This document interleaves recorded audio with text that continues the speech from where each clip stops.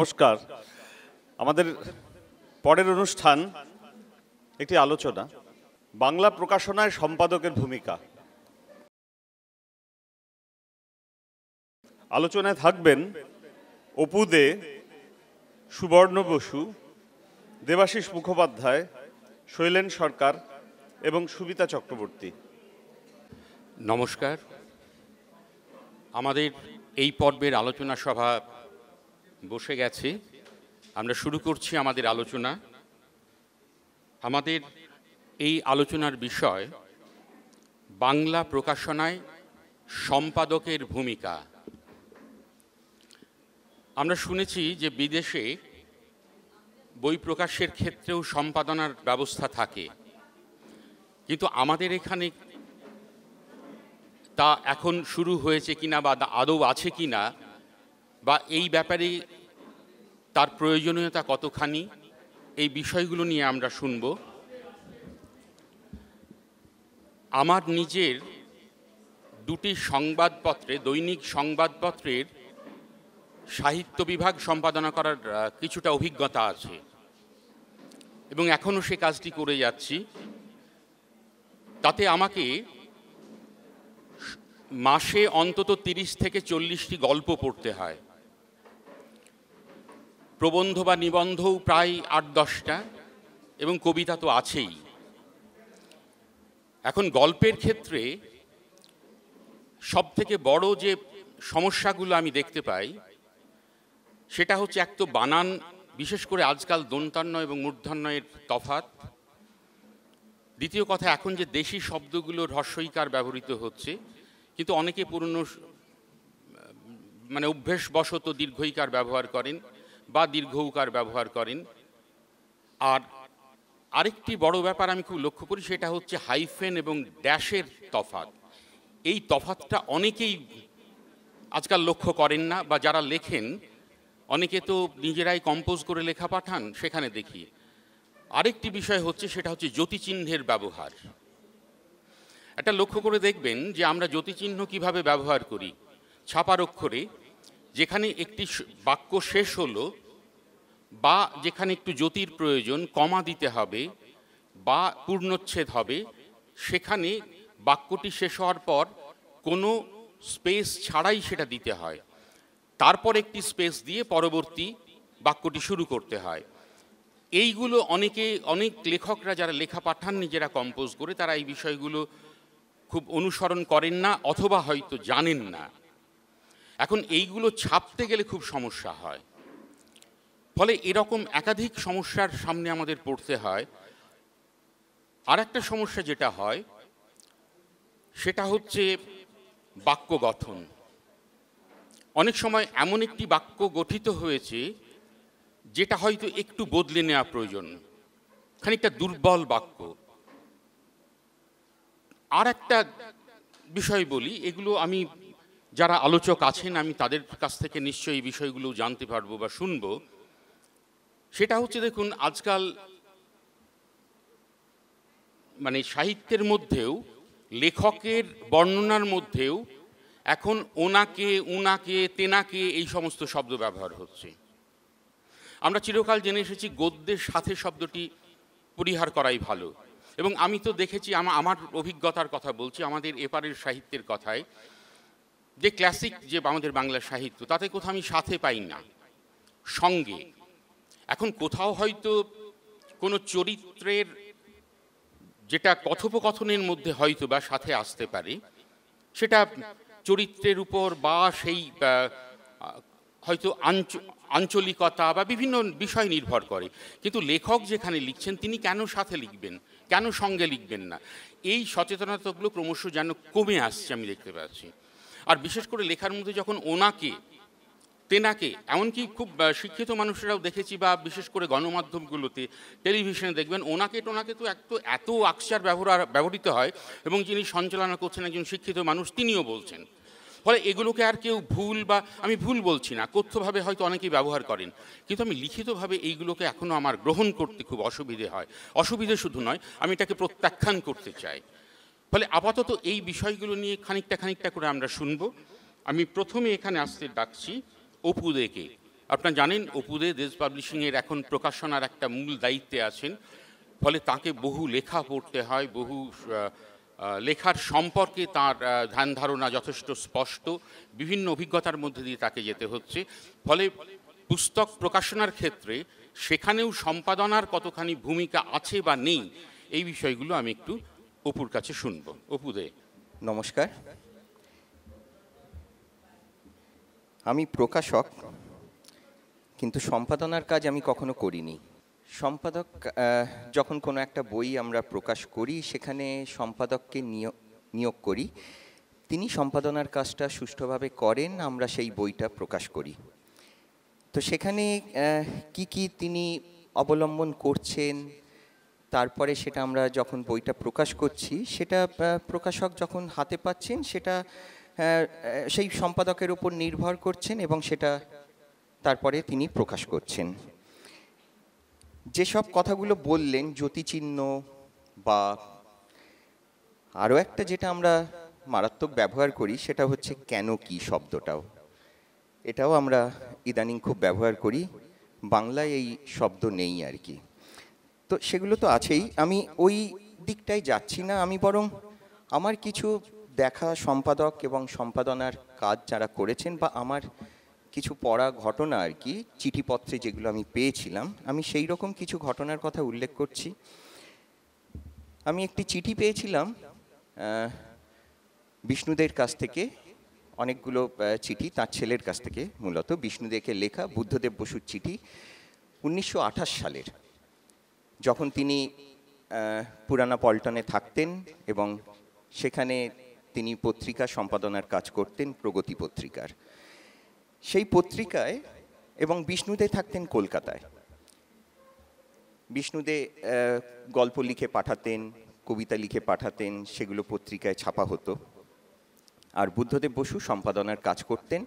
এবং দুজনের বয়সটা লক্ষ্য করতে হবে, সেটা হচ্ছে একজনের বয়স হচ্ছে 20 বছর আর একজনের বয়স হচ্ছে 21 বছর। তো সেখানে একটা চিঠিতে বুদ্ধদেব বসু লিখছেন বিষ্ণুদেকে, এবারের যে গল্পটা পাঠিয়েছেন সেই গল্পটা গল্পে উত্তীর্ণ হয়নি। কেন উত্তীর্ণ হয়নি সেই নিয়ে তিনি দীর্ঘ লেখা লিখছেন, প্রায় 5 পাতার চিঠি। এবং সেখানে রবীন্দ্রনাথের একটি গল্পের কথা লিখছেন, শাস্তি গল্পের কথা লিখছেন। সেটা কেন গল্পে উত্তীর্ণ, সেটা কী মাত্রায় গেছে, আর তার গল্পটা কেন যায়নি, কেন হয়নি, সেই বিষয়ে দীর্ঘ লেখা লিখে তিনি পাঠাচ্ছেন। আবার উল্লেখ করতে হবে আরও একটা, শেষের দিকের একটা প্যারাগ্রাফ লেখা আছে। সেই লেখাটা হচ্ছে যে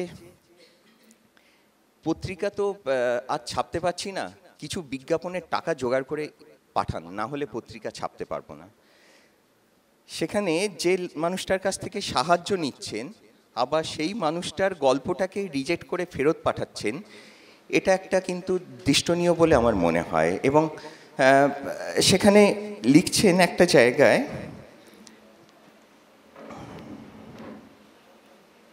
একটু ছোট্ট অংশ পড়ে শোনাচ্ছি। ছোট গল্পকে সবসময় একটা অর্গানিক হোল হতে হবে, এ কথা ঠিক নয়। কেবলমাত্র বিশেষ একটা মুড বা অ্যাটিটিউড পরিস্ফুট হবে একটি ইনসিডেন্টের অবশ্যম্ভাবী আপনাকে মানতেই হবে। কিন্তু রবীন্দ্রনাথের লিপিকা দেখুন, শুধু একটি অ্যাটমসফিয়ার সৃষ্টির মধ্যে কি অনির্বচনীয় গভীরতা ও সৌন্দর্য। আমি ভুল বলেছিলাম, শাস্তি বলেছিলাম, সেটা নয়। আপনাকে এ কথা বললাম কেন জানেন? কারণ আপনার সত্যি লেখবার শক্তি আছে, আপনাকে দিয়ে অনেক আশা রাখি। তাই যদি কোনোভাবে আপনাকে সাহায্য করা সম্ভব হয়, তাহলে সেটা গৌরব ও আনন্দের কথা বলেই বিবেচনা হবে। আশা করি ভবিষ্যতে আপনি সত্যি সত্যি ভালো গল্প লেখক হবেন। এরপরে লিখছেন যে যদি আর বিজ্ঞাপন না জোটে তো উপায় হবে কি? প্রগতি ছাপা আরম্ভ হয়ে গেছে, দয়া করে 20 টাকা শীঘ্রই পাঠাবার ব্যবস্থা করবেন। জবা কুসুমের বিজ্ঞাপনটা হলো তো অদ্ভুত একটা দুজনের বন্ধুত্ব উঠে আসে। আবার একজন সম্পাদক তার যে জায়গাটা কতটা রাখবেন, কতটা ফেলবেন, এই জায়গাটা নির্ধারণ করার ক্ষমতাও তার থাকা চাই আর কি। তো এটা একটা ঘটনা। আর আসলে আমি খুব ছোট থেকেই বহু লেখকের সঙ্গে ঘুরে বেরিয়েছি, বহু সম্পাদকের সঙ্গে কাজ করেছি। তাদের মধ্যে অনেকেই আছেন, আবার অনেকে চলেও গেছেন। স্বপন মজুমদারের সঙ্গে কাজ করেছি। মানে এই যে একটা কাজ কতটা খুঁটিয়ে খুঁটিয়ে দেখতে হয়, এবং শ্রমিক বন্দ্যোপাধ্যায় যে আমরা আসলে প্রথমেই বলে দিই, এখন সম্পাদকদের দেখেছি যে একটা পাণ্ডুলিপি কোনো একটা কিছু হলো, আগে এটা কম্পোজে দিয়ে দিই। তো কম্পোজ নয়, আগে যে পাণ্ডুলিপিটা পেলাম সেটাকে যে কপি এডিট করতে হয়, এই জিনিসটাই এখন আমরা অনেকেই ভুলে গেছি। এই কপি এডিট করে দেওয়া এখনও আমি যার কাছ থেকে পেয়ে থাকি তিনি হচ্ছেন শ্রমিক বন্দ্যোপাধ্যায়। প্রত্যেকটা একটা মানে কপি পাণ্ডুলিপি, তার ধারে তার বানান কারেকশন থেকে, তার কনস্ট্রাকশন কারেকশন থেকে সমস্তটা করে তারপরে তিনি প্রেসে পাঠান, তার আগে কখনো দেননি। আজ পর্যন্ত এমন কোনো পাণ্ডুলিপি আমি তার কাছ থেকে পাইনি যেটা কপি এডিট নেই। তো এই প্রসঙ্গে আরেকটি ঘটনার কথা বলি, এটা আমার কাজ করতে করতে হয়েছে, আমার জীবনে ঘটেছে। সেটি একটি বই আমাদের প্রকাশনা থেকে বেরোয়। তো সেই বইটা যখন বেরোনোর পরে, সেটিও একটি সম্পাদনার কাজ একজন করেছিলেন। তো তিনি যখন দিয়েছেন, প্রকাশক সেই বইটা সেই সম্পাদকের উপর নির্ভর করে প্রকাশক বইটা প্রকাশও করেছে। করার পরে যখন সমালোচনা হয়েছে, তার মধ্যে অনেক ভুল থেকে গেছে।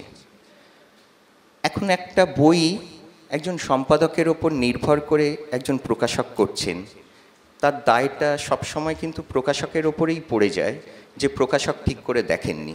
কিন্তু তিনি একজন সম্পাদককে নির্বাচন করেছেন, তিনি তার জন্যে তাকে পারিশ্রমিক দিচ্ছেন, তার জন্যে তিনি যা যা বলছেন সেই সম্পাদক সেইভাবেই প্রকাশক কাজটা করছেন। কিন্তু তারপরেও যদি সেই ভুলটা থেকে যায়, তাহলে সেই ভুলের দায়িত্ব কার হবে?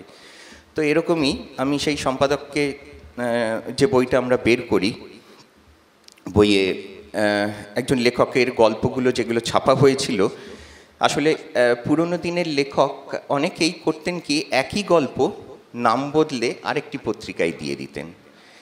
তো সেগুলো ছাপাও হতো। এখন আমি যখন সম্পাদনার কাজ করব, তাহলে আমার মনে হয় যে আমি পুরো গল্পগুলো পড়ে যে গল্পটা রিপিট হচ্ছে বা যে গল্পটার নাম পরিবর্তন করে ছাপা হলো, সেই গল্পটাকেও আমার মনে হয় সেখানে সম্পাদকীয়তে কোথাও উল্লেখ করে সেটাকে বাদ দিয়ে দেওয়া বোধহয় যুক্তিযুক্ত। কিন্তু তিনি সেগুলো বাদ দেননি, এবং সম্পাদনার কোথাও সেই জায়গাটা লেখাও নেই যে এই গল্পগুলো তিনি এই নামে লিখেছেন। অন্য নামে পেয়েছেন সে গল্পগুলো সেটার মধ্যে চলে গেছে। তো তাকে যখন জিজ্ঞাসা করলাম, তখন তিনি আমাকে একটা অদ্ভুত যুক্তি দিয়েছিলেন যে আসলে ওগুলো যদি আমি বলে দিতাম, তাহলে ওই যে লেখক যিনি লিখেছিলেন তিনি 88 সালে মারা গেছেন, তার নাকি বদনাম হতো। জানি না কিসে বদনাম হতো। তো এখন আমরা সম্পাদকের উপর নির্ভর করি, কিন্তু সম্পাদকের কাছ থেকে যে কাজটা পাই সেটাও আমার মনে হয় তার খুঁটিয়ে দেখাটা ভীষণ প্রয়োজন। ধন্যবাদ, নমস্কার। ধন্যবাদ অপুকে। একটা যেটা হচ্ছে যে পাণ্ডুলিপি সম্পাদনা করা হলো, খুব ভালো কথা, কিন্তু তারপর যখন সেটা কম্পোজ করা হলো, আমার বা যারা একটু সিনিয়র তারা নিশ্চয়ই জানবেন, আগে যখন ওই লেটার প্রেসে ছাপা হতো, সেখানে যারা কম্পোজিটার থাকতেন তারা বানান সম্পর্কেও যথেষ্ট অবহিত থাকতেন। এমনকি তাদের পাশে ওই ছোট্ট একটা কম আলোর ঘরে তারা ওই সীসার অক্ষর সাজাচ্ছেন, তার পাশে একটা অভিধানও থাকতো। কিন্তু আজকে যারা কম্পোজ করে, বেশিরভাগই শব্দ সম্পর্কে, বানান সম্পর্কে তারা সচেতন নন। তার ফলে যেটা হয়, অনেক বিখ্যাত প্রকাশনার বইয়েও দেখি, বইটি প্রকাশিত হওয়ার পর তাতে প্রচুর ছাপার মানে বানান ভুল রয়ে গেছে, সেগুলো দেখা হয়নি। অর্থাৎ প্রুফ রিডিং ব্যাপারটি খুব ঠিকঠাক হয়নি। প্রুফ রিডারের দায়িত্বও এখানে সম্পাদনার সঙ্গে খুব গভীরভাবে যুক্ত। এই বিষয়টিও বোধহয় খুব গুরুত্ব দিয়ে আমাদের ভেবে দেখা দরকার। বুদ্ধদেব বসু সম্পাদক হিসেবে তো খুবই বিখ্যাত ছিলেন। আমার দিল্লিতে কবি অর্চন দাশগুপ্তের সঙ্গে খুব যোগাযোগ ছিল। তিনি 83 সালে মারা যান। তো অর্চন দাশগুপ্ত একসময় 60-এর দশকে বা 50-এর দশকে উনি কবিতা পত্রিকায় কবিতা লিখেছেন এবং আমি বুদ্ধদেব বসুর চিঠি তার কাছে দেখেছিলাম যে যেখানে বুদ্ধদেব বসু লিখে তাকে চিঠিতে বলছেন আপনার এই কবিতার এই শব্দটি যদি এইভাবে একটু ভেবে দেখেন, এটাকে যদি বদলানো সম্ভব হয় বা এই শব্দের পরিবর্তে যদি আপনি এই শব্দটি ব্যবহার করেন, তো সেটা বুদ্ধদেব বসু করতেন। শঙ্খ ঘোষের একটি কবিতার একটি শব্দ বুদ্ধদেব বসু বদলে দিয়েছিলেন এবং সেটা তাকে জানাননি। তাতে শঙ্খ ঘোষ তখন একেবারেই সদ্য লিখছেন, কিন্তু তাতে তার খুব মর্যাদায় লেগেছিল কবি শঙ্খ ঘোষের, এবং তিনি তারপর আর কোনো দিন কবিতা পত্রিকায় কবিতা দেননি। আমার সাম্প্রতিক সময়ের একটি অভিজ্ঞতার কথা বলি। আমার খুব পরিচিত একজন, তিনি কবিতা লেখেন এবং আমার সঙ্গে দেখা হওয়ার পর বললেন যে আমি আজকাল খুব গল্প লিখছি, তো আমি একটা গল্প দিতে চাই আপনাকে। আমি বললাম ঠিক আছে দাও। গল্পটি পড়লাম, খুব খারাপ বলবো না, কিন্তু দুটো খুব মেজর টেকনিক্যাল ত্রুটি ছিল বলে আমার মনে হয়েছে। অর্থাৎ গল্পটিকে দাঁড় করানোর জন্যে সে এমন কিছু পরিস্থিতি তৈরি করেছে যেটা মনে হচ্ছে এটা একটু কৃত্রিম, ঠিক যেন সে কিছু বলতে চাইছে সেটা বলার জন্য তৈরি করা, তাতে কোথাও যেন রসটা ব্যাহত হচ্ছে। আমি সে কথা তাকে বলাই, সে একটু ক্ষুব্ধ হলো এবং সে আর ওটা পরিবর্তন করে দেয়নি এবং আমার সঙ্গে আর যোগাযোগ রাখে না। ফলে সম্পাদনা করতে গেলে এই ঝুঁকিটাও থেকে যায় খুব। কিন্তু একজন সম্পাদক তিনি যদি তাঁর জ্ঞান বুদ্ধি মতে তিনি যদি ঠিকঠাকভাবে, সৎভাবে, নিরপেক্ষভাবে সম্পাদনা করতে চান, তাহলে এইরকম সম্পর্ক ছিন্ন হওয়ার ঝুঁকি তাকে নিতে হবে। যাই হোক, এবারে বলবেন সুবর্ণ বসু। আমরা একটা জিনিস উল্লেখ করতে আমি শুরুতে ভুলে গেছি, যে আমরা প্রত্যেক যারা বক্তারা আছেন তারা 10 মিনিট করে বলবেন, সব মিলিয়ে আমাদের 1 ঘন্টার এই আলোচনা পর্বটি। এখন সুবর্ণ বসু। নমস্কার। প্রথমেই অনুষ্ঠানের আয়োজক এবং উদ্যোক্তাদের আমার ধন্যবাদ জানাই আমাকে এখানে বক্তা হিসেবে আমন্ত্রণ করার জন্য।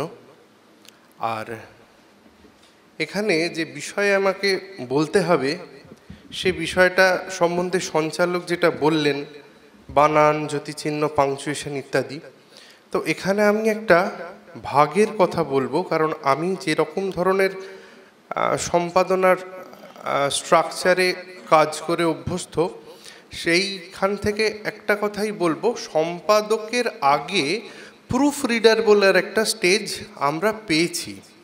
সেই প্রুফ রিডারের কাছ থেকে হয়ে যখন কোনো পাণ্ডুলিপি আমাদের কাছে আসতো, তখন তাতে বানান এবং অন্যান্য পাংচুয়েশন ইত্যাদি সম্বন্ধে কিছু বলবার খুব কিছু থাকতো না।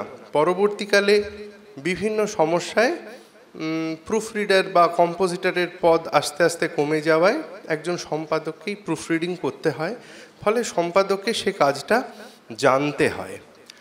আর এবারে বাংলা বানান, বাংলা বাক্য এগুলো কেমন হচ্ছে সেগুলো বলবার আগে আমি আরেকটু বাইরে থেকে বলবো। একজন লেখক যে বাংলাটা লিখছেন এবং একজন মানুষ যে বাংলা বলছেন, সেই বাংলাটা এখন ভীষণ পলিউটেড, খুব দূষিত বাংলা। এখন আমাদের স্প্যান অফ কনসেন্ট্রেশন, আমাদের মনোযোগের সময়সীমা ভীষণভাবে কমে এসেছে। সেই কারণে খুব জনপ্রিয় হয়েছে সোশ্যাল মিডিয়ার এক ধরনের জিনিস, সেটাকে বলে রিল। কয়েক সেকেন্ডের রিল, সেই রিলগুলোতে আমরা যে বাংলা শুনতে পাই। ইউটিউবে একটা নতুন জীবিকার উন্মেষ হয়েছে, তাদের সোশ্যাল ইনফ্লুয়েন্সার বলা হয়। তারা যে বাংলায় কথা বলেন সেটা তো কয়েক সেকেন্ডের বেশি শোনা যায় না, সেটা তো অত্যন্ত কুৎসিত একটা বাংলা। তাতে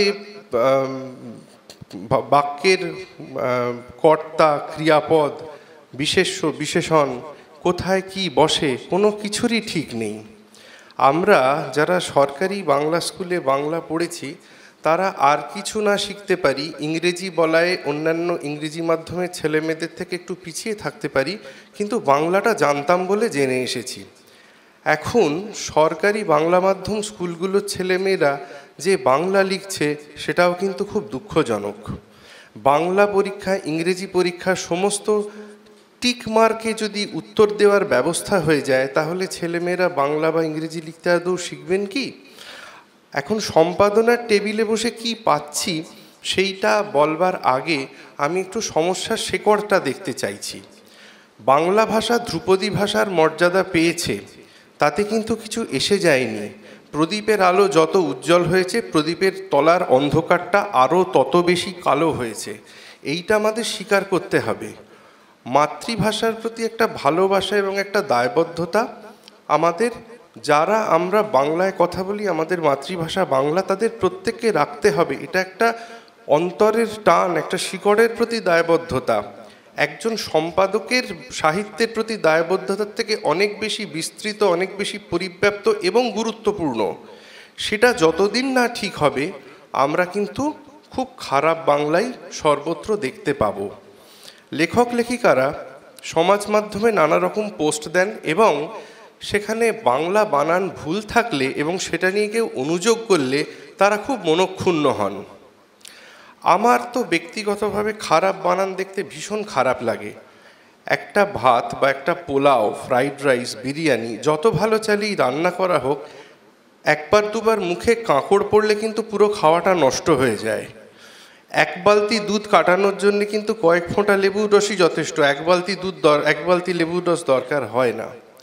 সুতরাং সম্পাদকের দায়বদ্ধতা একদিকে যেমন লেখাটাকে সুন্দর করা, লেখাটার বানান ভুল সংশোধন করা, জ্যোতিচিহ্ন ঠিক করা, তেমনি লেখার প্রসাদ গুণের পরিমার্জন করাও বটে। অনেক লেখক, এখন একটা কথা উঠলো যে বিদেশে যেরকম সম্পাদনার ব্যবস্থা প্রচলিত আছে, আমাদের দেশে কি সেরকম চালু হয়েছে? আমি যেখানে কাজ করে অভ্যস্ত সেখানে কিন্তু হয়েছে। আবার আমরা এমন অনেক স্টলওয়ার্ডদেরও দেখেছি যারা কিন্তু তাদের লেখায় সম্পাদনা পছন্দ করেন না। তারা শুধু লেখার কোনো অ্যাডিশন অল্টারেশন তো দূরে থাকুক, তারা বলে দেন যে তাদের বানানেও যেন হাত না দেওয়া হয়। প্রফেসর বানানটা বাংলায় লিখতে গেলে পয়রফলা থাকবে না পয়রফলায় একটা ওকার বসবে, সেটাও কিন্তু সেই লেখকই ঠিক করে দেন। সেখানে হাত দেওয়া যায় না। আমি দুটো নাম বলবো যাদের সম্বন্ধে এরকম আমি শুনেছি, যারা তাদের লেখায় হাত দেওয়া পছন্দ করতেন না।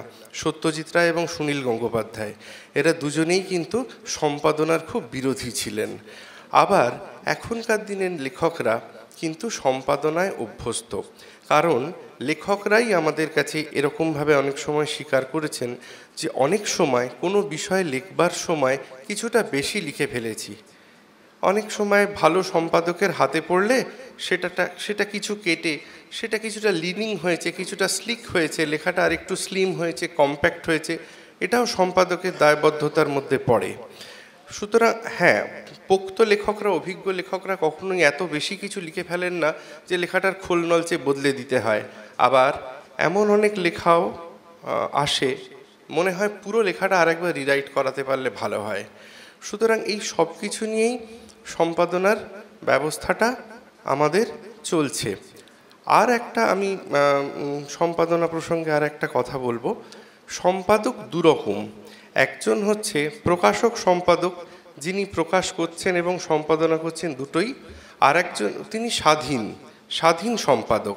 আর যে সম্পাদক কোনো প্রকাশকের অধীনে কাজ করছেন তার ততটা স্বাধীনতা নেই, তাকে প্রকাশনার কিছু নির্দিষ্ট নিয়ম মানতে হয়। যদি সংবাদপত্রের সঙ্গে যুক্ত থাকার প্রশ্ন আসে তখন আরও কিছু নিয়ম মানতে হয়। কিছু বিতর্কিত জিনিস থাকলে সেটাকে আমরা ছেঁটে ফেলি। যদি অশ্লীলতার প্রসঙ্গ থাকে সেগুলো আমরা যথাসম্ভব বাদ দেওয়ার চেষ্টা করি।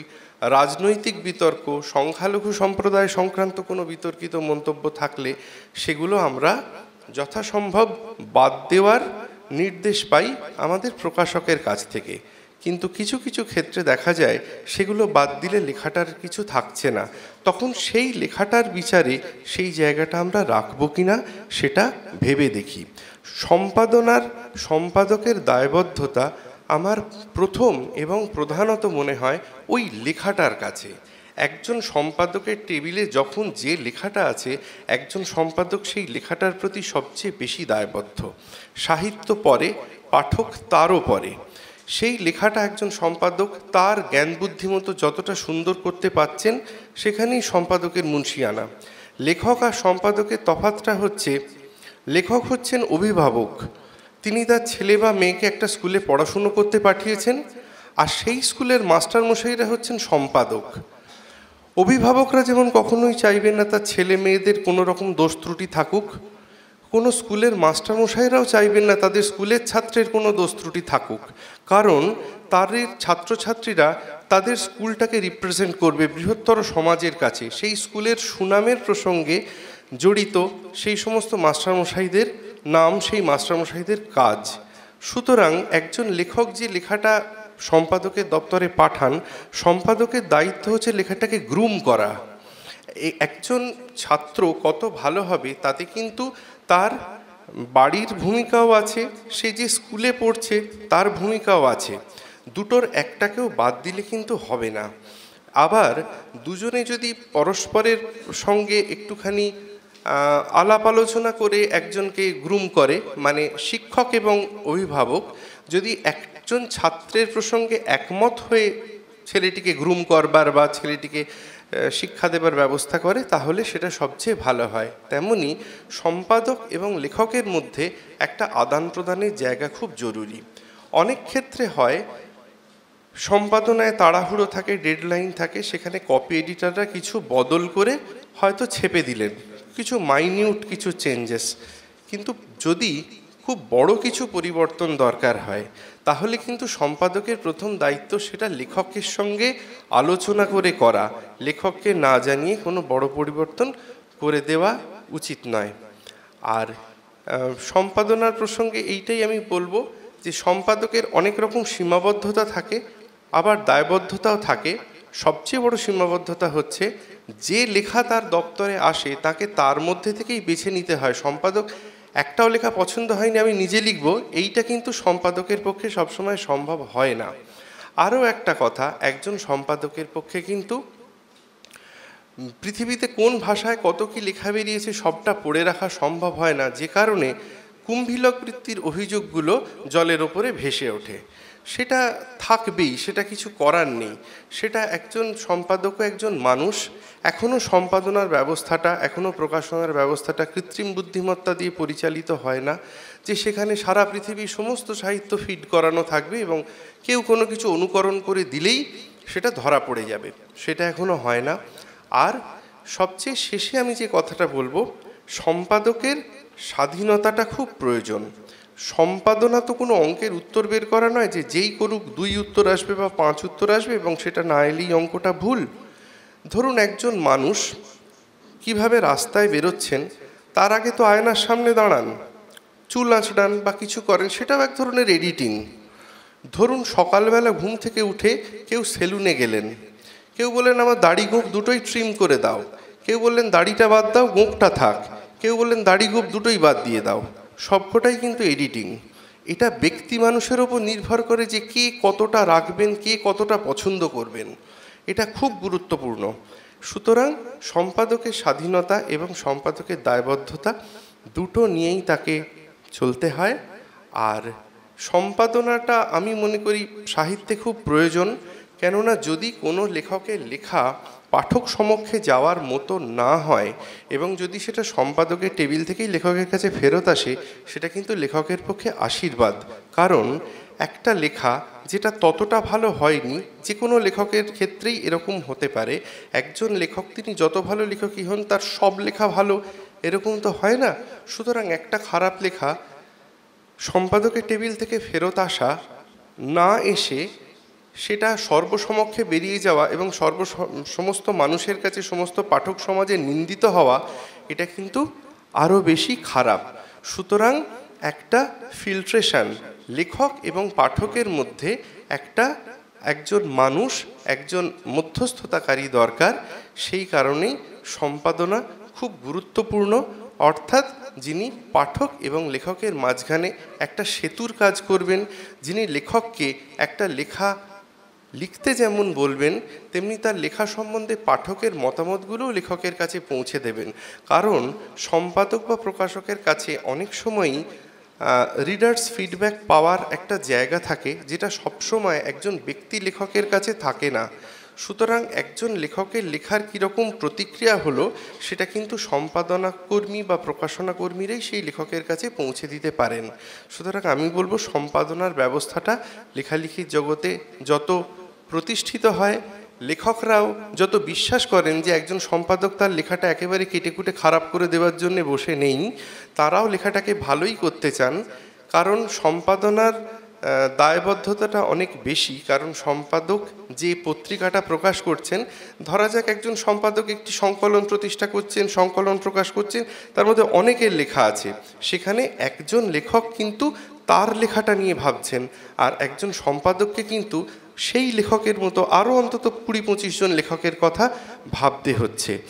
সম্পাদক কিন্তু সংকলনের শুরুতে সংকলক বা সম্পাদক হিসেবে তার নামটা যাচ্ছে, সুতরাং তার দায়বদ্ধতা অনেক বেশি, তার নিন্দিত হবার ভয় অনেক বেশি একজন লেখকের থেকে। সুতরাং একজন লেখক যতটা সতর্কতা নিয়ে কাজটা করবেন, একজন সম্পাদকের সতর্কতা বা দায়বদ্ধতা তার চেয়ে একটুও কম নয়। সুতরাং সম্পাদককে বিশ্বাস করলে লেখালেখি বা সাহিত্যের মান উন্নত হবে বলেই আমার বিশ্বাস। ধন্যবাদ। সুবর্ণ এখানে একটি চমৎকার প্রসঙ্গ উত্থাপন করেছেন, সেটা হচ্ছে কুম্ভিলক বৃত্তির কথা। আমার একটা অভিজ্ঞতার কথা বলি। গত বছর রক্তকরবীর রচনার শতবর্ষ পূর্ণ হয়েছে। তো আমি ভাবছিলাম যে ওই সংবাদপত্রের একটি বড় নিবন্ধ যদি কাউকে দিয়ে লেখানো যায় রক্তকরবীর শতবর্ষ এই নিয়ে। আচমকা আমি একটি প্রবন্ধ পেলাম, আমি খুব খুশি হলাম প্রথমে, কিন্তু পড়তে গিয়ে লক্ষ্য করলাম যে যে লেখাটা যিনি পাঠিয়েছেন সমস্তই ইন্টারনেট থেকে বিভিন্ন প্রকাশিত প্রবন্ধ থেকে, কিন্তু একটি প্রবন্ধ থেকে নয়, 4টি প্রবন্ধ থেকে 4টি অংশ নিয়েছেন, এমনকি ভূমিকার অংশটুকু একটি প্রবন্ধ থেকে নেওয়া। এখন আমার একটি অভ্যেস রয়েছে, যখন হয়তো এমনি যাচ্ছি কোথাও, হাতে হয়তো গাড়িতে যাচ্ছি, আমি ওই ইন্টারনেট ঘাঁটতে থাকি, কোনো বিষয় নিয়ে হয়তো একটুখানি আগ্রহ বোধ করছি, তো আমি রক্তকরবী নিয়ে এরকম প্রচুর পড়েছি। সাধারণত ইন্টারনেটে আমাদের পশ্চিমবঙ্গের বা ভারতীয় লেখকদের লেখা খুব কদাচিৎ পাওয়া যায়, কম। সাধারণত বাংলাদেশের লেখকদের, তারা এই ব্যাপারে এগিয়ে, তারা যা কিছুই লেখেন, পত্রপত্রিকা হোক, সংবাদপত্র হোক, সেটা ইন্টারনেটে পাওয়া যায়। তো আমি ওই যেহেতু পড়া ছিল প্রবন্ধগুলো, আমার কেবলই মনে হচ্ছে কোথায় পড়েছি, কিন্তু একটা প্রবন্ধ থেকে নয়। আমি তখন খুঁজতে শুরু করলাম এবং ঠিক 4টি প্রবন্ধ থেকে পেয়ে গেলাম, এবং সেই লেখাটিতে লেখক নিজে একটি বাক্যও ব্যবহার করেননি, কিন্তু তার মুনশিয়ানাটা এখানেই যে তিনি এত সুন্দরভাবে সম্পাদনা করে পাঠিয়েছেন লেখাটি, যে লেখাটি চমৎকার। তো আমি লেখাটি ছাপতে পারিনি।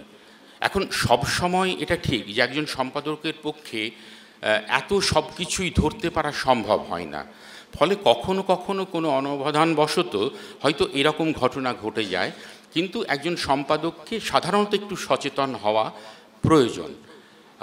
আমি এবারে বলতে ডাকছি দেবাশিস মুখোপাধ্যায়কে। নমস্কার। প্রথমে আমি ধন্যবাদ জানাচ্ছি কথমালা পক্ষ থেকে ভাষা ও ভবিষ্যৎকে, এবং ধন্যবাদ এবং কৃতজ্ঞতা জানাচ্ছি বিশ্বজিৎ পাণ্ডাকে আমাকে এখানে বলার আমন্ত্রণ করার জন্যে। কিন্তু প্রথম যখন আমি লিস্টটা পাই যে আমাদের বিষয় এবং কারা কারা বলবেন, দেখলাম যে সেখানে 1 ঘন্টার জন্য 8 জনকে বলা হয়েছে। আমি হিসেব করে দেখলাম 5-6 মিনিট বলা যেতে পারে, ফলে সেভাবে খুব একটা প্রস্তুত হয়ে আসেনি। 5-6 মিনিটে বাংলা প্রকাশনার সম্পাদনা নিয়ে বলা সেভাবে যায় না। একটা জিনিস, যে বিষয়টা হচ্ছে বাংলা প্রকাশনায় সম্পাদকের ভূমিকা। বাংলা প্রকাশনা বলতে আমরা কি বুঝবো এখানে? শুধু বই, না তার সঙ্গে পত্রিকাও থাকবে? ফলে পত্রিকার সম্পাদনা আর বাংলা বইয়ের সম্পাদনা আকাশ পাতাল তফাৎ। এবং বাংলা বইয়ের সম্পাদনায় আমার যেটা মনে হয়েছিল, অপু ভালো বলতে পারবে, বাংলা প্রকাশনায় আজ থেকে বছর 10 আগে পর্যন্ত কোনো সম্পাদক কি ছিল আদৌ?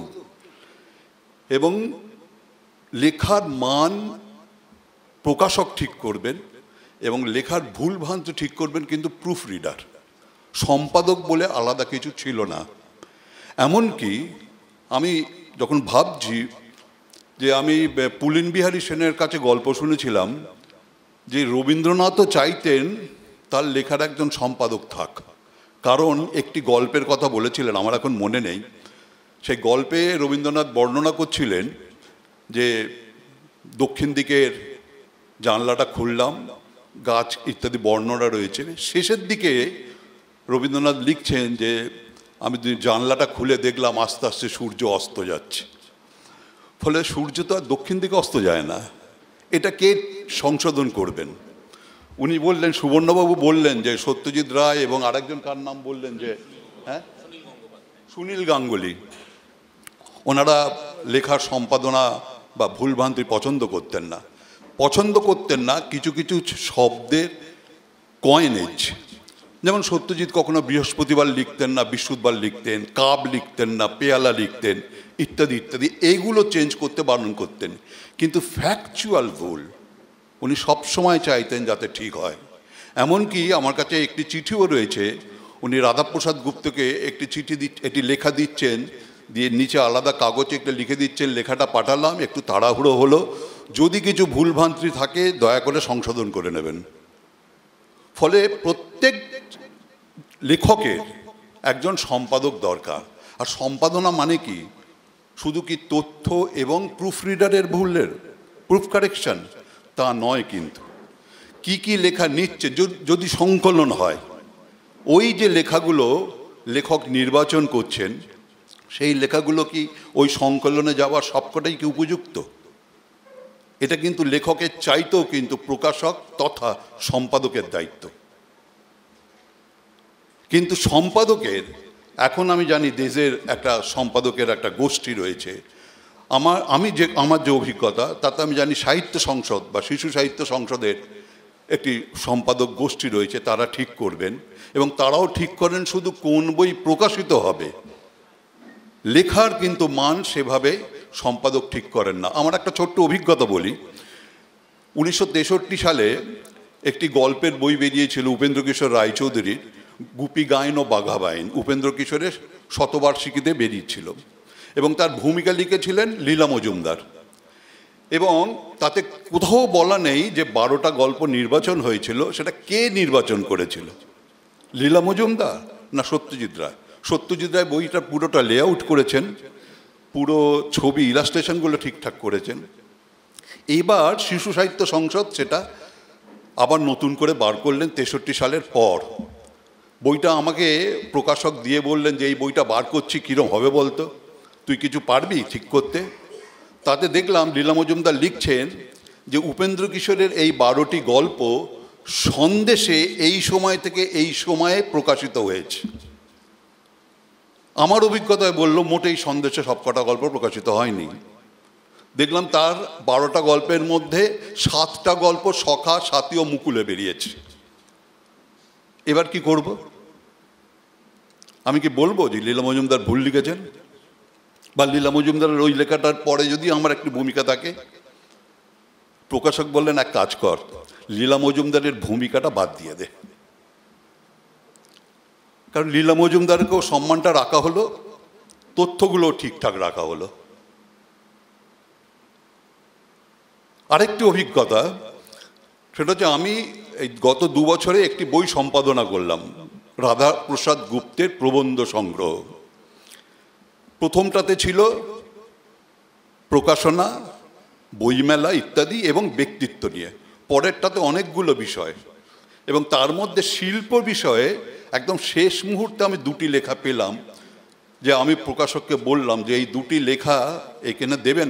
এখানে কিন্তু সম্পাদক আমি, সংকলন ও সম্পাদক আমি। আমাকে প্রকাশক বললেন যে এই 2টো দিলে দেখা যাচ্ছে একটা ফরমার মাত্র 5 পাতা হচ্ছে, বাকি পাতাগুলো আমি কি করব, আপনি বাদ দিয়ে দিন,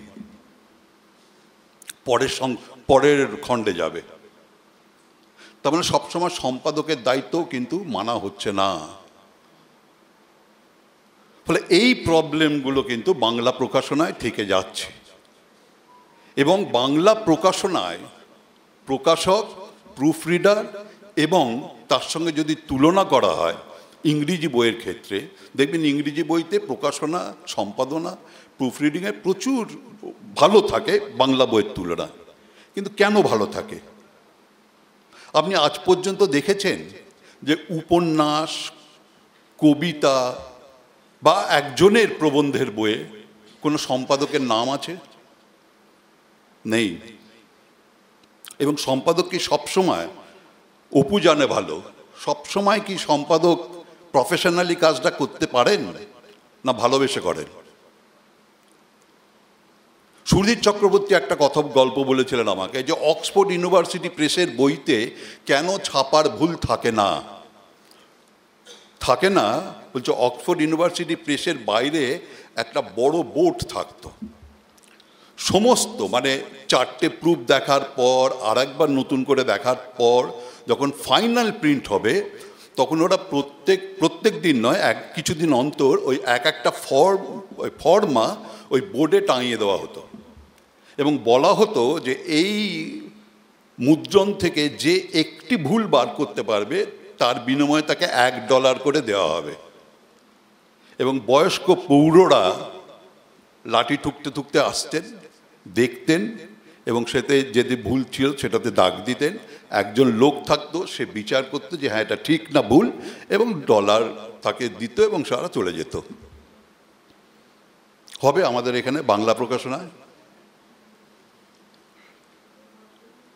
ফলে বাংলা প্রকাশনার ক্ষেত্রে এই প্রফেশনালিজম না হলে সম্পাদনার কাজ এরকম খারাপই থাকবে। আমি একটা রিসেন্টলি বই কিনলাম সেন্ট্রাল গভর্নমেন্টের, মানে কেন্দ্রীয় প্রকাশনা ন্যাশনাল বুক ট্রাস্টের, ভারতীয় পোশাক, এবং পড়তে গিয়ে দেখলাম প্রত্যেক পাতায় অন্তত করে 25টা করে ভুল আছে। প্রত্যেক পাতায় আমি লাল কালি দিয়ে দাগ দিতে শুরু করলাম, 6-7 পাতা পড়ার পড়লাম দূরটা আর দাগ দেবো না। আমার বলার মানে সময় প্রায় এসে গেছে। আমি একটা শুধু উদাহরণ দেব, যদিও বিষয়টা হচ্ছে বাংলা প্রকাশনার সম্পাদনা, কিন্তু বিষয়টা হচ্ছে আমি এইভাবে কোনো বই সম্পাদনা করতে দেখিনি। এটা ইংরেজি বই, বইটার নাম হচ্ছে মাই অ্যাডভেঞ্চার্স। আর কারণ আমার মুশকিল হচ্ছে ওই স্কুলে গরুর রচনার জন্য মতো অনেকটা, মানে যাই বলি না কেন আমার প্রিয় বিষয় সত্যজিৎ চলে আসে।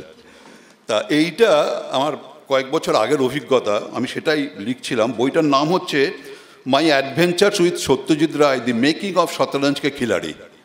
লিখছেন an introduction by Andrew Robinson, লিখছেন সুরেশ জিন্দাল। ইনি এই ফিল্মটা এবং এই বইটার লেখক এবং ফিল্মটার প্রডিউসার। তিনি একদিন ঠিক করলেন যে তার কাছে সত্যজিতের লেখা 80টা চিঠি আছে, এই চিঠিগুলো নিয়ে একটা বই করবেন। এবার কি কি আপনি শুধু স্টেজগুলোর জন্য বলছি, এখানে সম্পাদক কেউ নেই কিন্তু। তা উনি লিখছেন যে প্রথমে সুরেশ জিন্দাল লিখছেন অ্যাকনলেজমেন্টে, সম্পাদক নেই বইটার। প্রথমে প্রণব বসুকে আমার আইডিয়াটা বললাম, চিঠিগুলো পড়তে দিলাম, উনি বললেন যে হ্যাঁ এটা বই করা যায়। তারপর ডেছেন প্রধান বলে একজনকে, বললাম চিঠিগুলো টাইপ করুন এবং তাকে বললাম তারিখ অনুযায়ী সাজান, এবং তিনি কালানুক্রমিক চিঠিগুলো সাজালেন। পরে MRC উইলিয়ামস বলে উনি ছিলেন ইউনাইটেড ক্যালিফোর্নিয়া ইউনিভার্সিটির ওনার সহপাঠী, তিনি করলেন কি বসে বললেন যে শুধু চিঠিগুলো দিলে হবে না, এর সঙ্গে সঙ্গে চিঠির বিষয় এবং ঘটনাগুলো যদি ইনপুট দেওয়া যায় তাহলে বইটা আরও ভালো হতে পারে। এবং তিনি ওই লেখা দুজনে মিলে লেখার খসড়া করলেন, টাইপ করলেন, এবং লেখাটা অনেকটা আলাপচারিতার মতো হলো, এবং সেখানে ঘটনা তারিখ সেগুলো উল্লেখ করা হলো, এবং ব্যক্তি পরিচয় দিতে বললেন, সঙ্গে বললেন যদি ফুটনোটের দরকার হয় ফুটনোট দেবেন। তারপর উনি তার সুরেশ জিন্দালের বন্ধু তবলিন সিংকে দিলেন, পাণ্ডুলিপিটা পড়লেন, পড়ে বললেন যে আমি কয়েকটা ঠিক করে দিচ্ছি, আপনি আরও কাউকে পড়তে দিন। তিনি পড়তে দিলেন। এবার লেখার পরে উনি প্রফেশনাল লেখক জাঁ ক্লদ ক্যারিয়ারকে পড়তে দিলেন। তিনি কে না, তিনি বেশ কয়েকটা ইংরেজি ছবির চিত্রনাট্যকার এবং বিখ্যাত পিটার বুকের যে মহাভারত তার চিত্রনাট্যকার। এবং তিনি পড়ে বললেন যে হ্যাঁ ঠিকই আছে লেখা, এবং আমি ফরওয়ার্ড লিখে দেবো। তারপরে উনি দিলেন প্রেমলা ঘোষ ইন্ডিয়ান ইন্টারন্যাশনাল সেন্টারের, তিনি পাণ্ডুলিপিটা পড়লেন, পড়ে কিছু কিছু ফ্যাকচুয়াল ভুল ঠিক করে দিলেন। তারপর ইন্দ্রাণী মজুমদার, তিনি হচ্ছেন রে স্কলার, সত্যজিৎ রায় স্কলার, তিনি ফ্যাকচুয়াল ভুল কিছু কারেকশান করে দিলেন। তারপর সে বই পড়লেন মধু জৈন, উনি আলাপ করিয়ে দিলেন মোনা যোশীর সঙ্গে, প্রকাশককে দেওয়ার জন্যে, এবং সেটা পড়ার পরও তিনি বইয়ের কিছু গ্রামার, উনি যেটা বারবার বলছিলেন বাক্য গঠন, শব্দ, সেটা কিছু বদলে দিলেন। তারপর সেটা দিলেন পড়তে উনি রিচার্ড গেরেকে। তিনি কি করবেন না, তিনি বইটার একটা ব্লার্ব লিখে দেবেন, বলে পুরো বইটা পড়লেন উনি। তারপর দিলেন সত্য সারণকে, হারপার কলিন্সের, যিনি দূতের কাজ করেছিলেন, এবং হারপার কলিন্সে বইটা দেওয়ার পর সেটা আবার এডিট করলেন শান্তনু রায়চৌধুরী। কি এডিট করলেন বলা নেই, তবে বললেন যে সবচেয়ে বেশি পরিশ্রম করেছেন শান্তনু রায়চৌধুরী, এবং তারপর সেই পাণ্ডুলিপি অ্যান্ড্রু রবিনসন পড়ে তার ইন্ট্রোডাকশন লিখলেন। কিন্তু এদের মধ্যে কেউ সম্পাদক নয়। তাহলে একটা বই যদি এইভাবে একটার পর একটা স্টেজ করে করে এসে যদি ছাপাতে যায়, তবে সে বই কি অসাধারণ এবং স্বয়ংসম্পূর্ণ, নির্ভুল? না। এবং সেই বইতে আমার বিদ্যা বুদ্ধিতে 3টে ফ্যাকচুয়াল ভুল বার করেছি। একটি ছবি ছাপা হয়েছে, সেটা উল্টো ছাপা হয়েছে। ফলে আমি আশা করছি যে আর একটা জিনিস বলতে ভুলে গেলাম আমি, এই যে আপনারা সবাই সিগনেটের খুব সুখ্যাতি করেন, ডিকে একদম মাথায় বসিয়ে মানে প্রায় ঈশ্বরের জায়গা বাংলা প্রকাশনে রেখেছেন। আপনি জানেন যে ডিকে সুকুমার রায় বই ছাপতে গিয়ে এডিট করেছেন, কবিতার লাইন বদলেছেন, নাটকের লাইন উনি বাদ দিয়ে দিয়েছেন। একটা ছোট্ট উদাহরণ, সুকুমার রায়ের পালোয়ান কবিতাতে একটা লাইন আছে, খেলার ছলে ষষ্ঠীচরণ হাতি লোফেন যখন তখন। এবার বইটা যখন ছাপা হলো আমি বললাম হাতি তো হচ্ছে না। সেই সময় সন্দেশ দেখলাম, সেখানে হস্তি লেখা আছে। কে ঠিক করবে এটা? ফলে আমরা যদি একটু সৎ হই, আমরা যদি বাংলা প্রকাশনার, বাংলা ভাষা, বাংলা সাহিত্যের প্রতি আমাদের যদি আগ্রহ এবং ভালোবাসা বেশি থাকে, তবে নিশ্চয়ই আশা করব একদিন না একদিন বাংলা বই নির্ভুল ছাপা হবে এবং সুদৃশ্য হবে। ধন্যবাদ, নমস্কার। দেবব্রতর আলোচনা শুনতে খুবই ভালো লাগছিল, কিন্তু আমাদের সময় তো সীমিত, ফলে আমরা যেন সময়টা একটুখানি মেনে চলি। আমরা একটা ছোট্ট অভিজ্ঞতার কথা বলি। এই যে এই সম্পাদনার বিষয়টি শুধুমাত্র যে আমাদের বাংলা ভাষাতে তা নয়, বেশ কয়েক বছর আগের কথা বলি। উড়িষ্যায় সম্প্রতি মারা গেছেন কবি হরিহর মিশ্র, খুব বিখ্যাত কবি ওড়িয়া ভাষার। তো তার বাড়িতে, এখানে আছে শ্যামল ভট্টাচার্য, শ্যামল ছিল আমার সঙ্গে, আমরা দুজন হরিহর মিশ্রর বাড়িতে বহুক্ষণ তিনি কথা বলছিলেন আমাদের সঙ্গে। তো তিনি তার শেলফ থেকে একটি প্রায় 100 বছরের পুরনো ইংরেজি বই বের করে বললেন, এটা আমার খুব প্রিয় বই, আমি এটা কতবার যে পড়েছি তার ঠিক নেই, কিন্তু এতে আমি একটিও ভুল বের করতে পারিনি। কিন্তু আজকে আমাদের ভাষায় যদি 50 পৃষ্ঠার একটি বই ছাপতে যায়, অন্তত 100টি ভুল বেরোবে। এই প্রসঙ্গে শিশু সাহিত্যের কথা এসেছিল। আবারও বলি, আমি খালি আমার অভিজ্ঞতার থেকে বলছি, কোনো ব্যক্তিগত কথা নয়। সেটা হচ্ছে যে ছোটদের একটি পাতা আমাকে দেখতে হয় বলে আমি দেখেছি যে ইদানিং প্রচুর ছড়া কবিতা যা পাই, অধিকাংশ ছন্দ ভুল। এবং ছন্দের ভুল যেমন আছে কবিতা বা ছড়ার ক্ষেত্রে, আরেকটি ভুল যেটা হচ্ছে যেমন অন্তমিলের, থাকের সঙ্গে হয়তো রোখে এই জাতীয় মিল, থাকের সঙ্গে ডাকে হতে পারে, পাকে হতে পারে, কিন্তু এই ধরনের ছোটদের মধ্যে যদি এই অন্তমিলের ভুলগুলো থাকে, ছন্দের ভুলগুলো যদি থাকে, তাহলে আমরা তো তাদের ভুল শেখাবো। আর একটা বিষয় হচ্ছে তাদের গল্পের ক্ষেত্রে দেখেছি যে সাধারণত শিশু সাহিত্যে কোনো নিষ্ঠুরতার কথা না থাকাই ভালো। আমরা লীলা মজুমদার পড়েছি, সেখানে এই জিনিসগুলো আমরা পাইনি। কিন্তু দেখেছি অবলীলায় মানুষ খুন করার কথা বলা, পশু পাখিকে নিপীড়ন করার কথা, এই ধরনের প্রসঙ্গে এসে যায় ছোটদের গল্পে। তারা খুব সচেতন নন। ফলে যারা শিশু সাহিত্য রচনা করতে চান তাদের বিষয়ের প্রতিও খুব সচেতন থাকা দরকার। আর ছড়া কবিতার ক্ষেত্রে অন্তমিল এবং ছন্দ খুব জরুরি। কিন্তু বহু ক্ষেত্রে দেখি প্রকাশিত হয়ে যাচ্ছে বিভিন্ন ছোটদের পত্রিকায়। এইগুলো সম্পাদক যারা থাকেন তারা এগুলো ঠিক করেন কিনা আমি জানি না। এই ক্ষেত্রে আমি বলবো যে বাংলাদেশের ছড়াকারদের তুলনামূলকভাবে, আমি সবার কথা বলছি না, তুলনামূলকভাবে তারা ছন্দের ক্ষেত্রে এবং অন্তর্মিলের ক্ষেত্রে খানিকটা সচেতন। যাই হোক, আমাদের আলোচনায় হয়তো সে কথাগুলো আসতে পারে। এবারে বলবেন শৈলেন সরকার। এই যে বাংলা বইয়ের প্রকাশনার সম্পাদক আর পত্রিকার সম্পাদক একদমই আলাদা জিনিস, পুরোপুরি আলাদা। এই ক্ষেত্রে ফুটবলের যেমন মেসি একটা এজেন্টের হাত থেকে গিয়ে বার্সেলোনার টিমে গিয়ে পড়ে, তো আমাদের লেখকদের অবস্থাও তাই হওয়া উচিত। একটা এজেন্টের কাছে যাবে, এবার এজেন্ট কোনো বড় পাবলিশার খুঁজে দেবে। আমি মানছি আমাদের এখানে এজেন্টের কোনো কোশ্চেন নেই, ছেড়ে দিচ্ছি আমি। কিন্তু আমাদের এখানে কি হয়, মালদার থেকে একটা নতুন লেখক আসলো, তিনি একটা খুঁজে পেতে একটা পাবলিকেশনের ঘরে গেলেন। সেই কাচুমাচু করা ছেলেটাকে প্রকাশক জিজ্ঞেস করলেন আগে কোথায় কোথায় ছাপা হয়েছে, কি ব্যাপার, সে কিছুই বলতে পারছে না, কোথাও ছাপা হয়নি বই। এবার কি হলো, তার বইটা প্রকাশক নিলেন, তাকে 3 মাস পর আসতে বললেন। 3 মাস পর সে আসলো, এসে শুনলো এটা খুঁজে পাওয়া যাচ্ছে না। তাকে আবার 15 দিন পর আসতে বললো যে না, এটা ছাপা যাবে না, তো আপনার যদি 40-50 হাজার টাকা খরচ করার সামর্থ্য থাকে তাহলে আমরা চেষ্টা করে দেখতে পারি। এই একটা ব্যাপার বাংলা পাবলিকেশনে চলে। আমি নতুন প্রকাশক মানে নতুন লেখকদের কথা এই প্রসঙ্গে আমি জে.কে রাউলিংয়ের মানে হ্যারি পটার যে বই সিরিজের যে বইগুলির কথা আমি ইচ্ছা করেই বলছি, কারণ তার 12 জায়গায় রিফিউজড হয়েছিলেন রাউলিং। রিফিউজড হওয়ার পর তিনি মানে একজন এজেন্টের কাছে যান, ক্রিস্টোফার লিটল। সেই এজেন্ট তখন তার বইটা পড়ে একটু চেঞ্জ করতে বলেন, করে তিনি তখন নাইজেল নিউটন এবং বার্মিংহাম বলে তখন ব্লুমসবেরি খুব ছোটো পাবলিকেশন, তার কাছে যান। তারা বইটা পড়ে একটু উৎসাহিত হয়ে তারাও কিছু চেঞ্জ করতে বলে, কিন্তু ওইটাও যথেষ্ট নয়।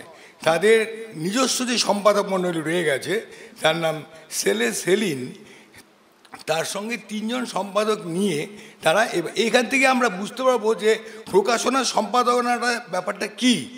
সেই সম্পাদক মণ্ডলী 3 জন তারা ডেকে পাঠালেন ওই লেখককে। এবার তারা 4-5 দিন ওই লেখকের সাথে সিটিংয়ে বসলেন লেখককে বোঝার জন্য, লেখকের মন মানসিকতা, তার ভিশন, এই লেখাটা সম্বন্ধে তিনি কীভাবে ভাবছেন। 3-4 দিন ধরে তারা লেখকের সাথে এমনি ক্যাজুয়াল গল্প করলেন বা লেখা নিয়ে জানতে চাইলেন। এটা ওদের খুব গুরুত্বপূর্ণ জিনিস, কারণ ওরা লেখার ফাঁক ফোকর ভুল ভ্রান্তি বের করে কোথাও বেলাইনে চলে গেছে কিনা লেখা। লেভিন হচ্ছে এই মুহূর্তে পৃথিবীর সবচেয়ে নামকরা এডিটর, সবচেয়ে পয়সাওয়ালা, একই সঙ্গে বিশাল রেট তার কথাটা হচ্ছে একটা লেখক যখন লিখতে বসে ঠিক করে অনেক দিন ধরে প্রস্তুতি নিয়ে সে শুরু করলো লেখা। এবার লেখা একটা দীর্ঘস্থায়ী ব্যাপার, সেই সবসময় তার মন মানসিকতা ঠিক নাও থাকতে পারে।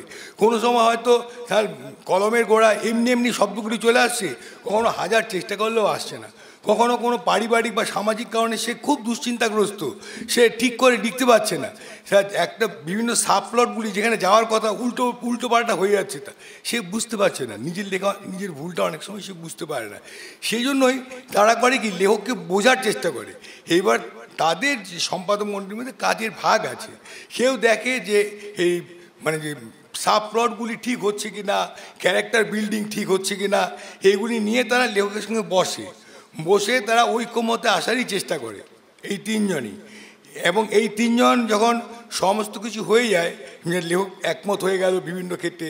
ধরুন হ্যারি পটার সিরিজের এই প্রথম বইটার না হলো 18টা বিষয় চেঞ্জ করা হয়েছিল, এবং সেটা কিন্তু রাউলিং মেনে নিয়েছিলেন।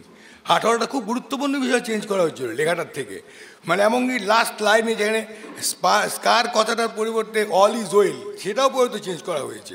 হ্যারি পটার সিরিজের প্রথমে যে নামটা ছিল সে নামটা চেঞ্জ করে প্রথমে শুধু হ্যারি পটার রাখা হয়েছিল, পরে আবার ওটাকে হ্যারি পটার ফার্স্ট সিরিজের যে গল্পটা ওটাকে তারপর তো ফিলোজফার্স স্টোন রাখা হয় হ্যারি পটার। এনিওয়ে, মানে এইখানে কিন্তু এডিটারের কাজ শেষ হয়ে গেল না। এইবার লেআউট কী হবে, প্রচ্ছদ কী হবে, শিল্পীকে কিন্তু এই এডিটারদের সাথে পরামর্শ করতে হবে, তবে শিল্পীরা কিন্তু ড্রয়িং করবে। এখানেও শেষ হয় না কাজ। এবার এটা প্রচার কীরকম হবে, বইটার পাবলিসিটি যারা করবে তাদেরকেও কিন্তু সম্পাদকের সঙ্গে বসতে হবে, বসে তারা সম্পাদকের পরামর্শ নিয়ে পাবলিসিটির ব্যাপারেও কিন্তু একে কাজ করতে হবে। এবং এই পুরো ব্যাপারটা করাটা একটা দীর্ঘস্থায়ী ব্যাপার। যে কোনো বই এইভাবে এডিট করতে গেলে পয়সাও তো লাগেই এবং অনেকটা সময় লাগে। আমাদের বাংলা আমাদের বাংলায় সাধারণত এক একজন লেখক বছরে 4-5টা করে বই লেখেন, তাদের পক্ষে এত দীর্ঘ সময় দেওয়া সম্ভব হবে না কখনোই। অর্থাৎ হ্যাঁ, যেটা রাউলিং করেছিলেন, শুধু রাউলিং নয়, এমনকি জাপানি লেখক আমাদের ওই মুরাকামি এত বিখ্যাত লেখক, নোবেলের আশেপাশে তার নাম ঘোরাফেরা করে, তারও 3 জন এডিটোরিয়াল বোর্ড রয়ে গেছে। সেই এডিটোরিয়াল বোর্ডের সঙ্গে তাকে বসতে হয়, মাসের পর মাস সময় চলে যায়। মানে তার বিভিন্ন রকম ক্যারেক্টার বিল্ডিং ঠিক আছে কি না, সাব প্লটগুলি ঠিক জায়গায় যাচ্ছে কি না, অপ্রাসঙ্গিক কোনো কিছু ঢুকে গেল কি না, বা এমন কিছু নেই যা থাকা উচিত ছিল এইগুলিও হয়েছে কি না। তারপর তো প্রুফ রিডিং বা অন্য সমস্ত বিষয়গুলি আছেই। এই সমস্ত নিয়ে একটা এডিটারের কাজ, আর পাবলিশারের এডিটারের কাজ অনেক বড়, অনেক বিশাল, দীর্ঘস্থায়ী। বিশেষ করে বড় লেখকদের ক্ষেত্রে তো খুব গোপনীয়তা অবলম্বন করা হয়, যাতে বইয়ের মানে যে স্টোরিটা যেন কিছুতে বাইরে লিক না হয়ে যায়। মানে যারা এডিটর থাকে তাদের অনেক সময় দিনের পর দিন লেখকের সাথে একই ঘরে বা কোনো গোপন স্থানে একসঙ্গেই থাকতে হয়। অর্থাৎ তার যথেষ্ট পয়সা দিতে হয়, এই পয়সা আমাদের এখানে তারা সম্ভব না। আর দ্বিতীয়ত আমাদের এখানে যারা বড় লেখক তারা অনেকেই এগুলি পছন্দ করবেন না। যেমন লেভিনের একটা কথা আছে যে আমরা এটা করি কেন, সম্পাদকের এত গুরুত্ব থাকবে বই প্রকাশের ক্ষেত্রে। উনি এই কথাটাই বলছিলেন যে একটা লেখক যখন লেখা শুরু করে তার মন মানসিকতার কোনো ধারাবাহিকতা নাও থাকতে পারে, অনেক সময় তার মন বিভিন্ন কারণে বিক্ষিপ্ত থাকে, খারাপ হয়ে থাকে। তা আমাকে এটা বুঝতে হবে, বুঝে লেখকের যে প্রবণতা, লেখকের যে মন, সেটা বুঝে সে অনুসারেই কিন্তু আমার লেখককে পরামর্শ দিতে হবে। লেখক যদি সেই পরামর্শ মানেন তো ভালো, যদি না মানেন, বেশিরভাগ পরামর্শ যদি লেখক নাই মানলেন, তখন কিন্তু সেই বইটা তারা রিফিউজ করে দেয় প্রকাশক, যে আমরা কিন্তু এটা প্রকাশ করতে পারবো না। সেই ক্ষেত্রে কিন্তু এডিটার্সদের যে ফি, সেই ফিটা কিন্তু লেখককে দিতে হবে, কারণ এডিটররা এতদিন ধরে পরিশ্রম করেছে। হ্যাঁ, আমার কথাটা হচ্ছে আমাদের সময় কম, আমি ওই হিসেব করে নিয়েছি যে 5-7 মিনিটের বেশি আমি বলবোই না। আমাদের এখানে এইভাবে প্রকাশ করা সম্ভব না কোনো বই, বোঝাই যাচ্ছে। একে তো আমাদের লেখকরা এক একজন বছরে 4-5টা করে বই লেখেন, কিছুতেই সম্ভব না। কারণ বিদেশের লেখকরা হয়তো 2 বছর, 3 বছর, 4 বছরে একটা উপন্যাস লেখেন, সেখানে তাদের পক্ষে এতটা সময় দেওয়া সম্ভব। শুধু তাই নয়, যে এডিটরসদের পিছনে যে পয়সা দিতে হয়, যে ইনভেস্টমেন্ট করতে হয়, সেই ইনভেস্টমেন্টটা আমাদের এখানে অপ্রয়োজনীয় মনে হবে। যে আর একজন এডিটরের এটা কাজ নয়। আর একজন এডিটর কখনই, আমাদের এখানে কী হয়, সাধারণত পরিচিত কাউকে পড়তে দিল, দাদা একটু পড়ে দেখুন তো বইটা কীরকম হলো। সেই লোকটা হয়তো এমন হলো যে তার চেনা লোকের বই, সে 4-5 পাতা, 5-7 পাতা পড়ে বললো খুব ভালো, দারুণ হয়েছে, হয়ে গেল কাজ। আর যদি তার প্রিয় লেখক না হয়, তার প্রিয় মানুষ না হয়, সে ওইরকম 5-7-10 পাতা বলতো বাজে ফিরে দিন। আমাদের এখানে তো পেশাদারিত্বটাই নেই। ওইখানে যারা কাজ করে তারা একদম 100% পেশাদার। যেমন ধরুন মুরাকামির যে একটা বই আপনার 2009 বেরোনো 1Q84, এই বইটা 900 পাতার বই, কিন্তু পাঠকদের অনেকের কাছে বা সমালোচকদের কাছে অনেকেরই খুব বিরক্তিকর লেগেছে, অনেকের কাছে লেগেছে। আমার মনে হয় যে অনেক রিপিটেশন আছে। তারা কিন্তু সরাসরি সম্পাদকদের দায়ী করেছে, তারা লেখককে দায়ী করেনি। কিন্তু তারা এটাই ধরে নিয়েছে যে মুরাকামির এই সম্পাদকীয় মণ্ডলীকে চেঞ্জ করা উচিত, কারণ এরা 100% প্রফেশনাল নয়। তারা ভালো করে খেয়াল করেনি, অনেক রিপিটেশন চলে এসছে এবং অনেক ক্লান্তিকর হয়ে গেছে এই ব্যাপারগুলি। এখন আমি আবার বলছি যে বাংলায় এটা করা সম্ভব নয়, এটা কোনো দিনই ছিল না, এখনও নেই, ভবিষ্যতে হওয়ারও কোনো চান্স নেই। এইরকম পেশাদারি সম্পাদক আমাদের এখানে থাকবেই না, হতেই পারে না। সুতরাং আমাদের এখানে যেরকম চলছে ওই রকমই চলবে। নমস্কার।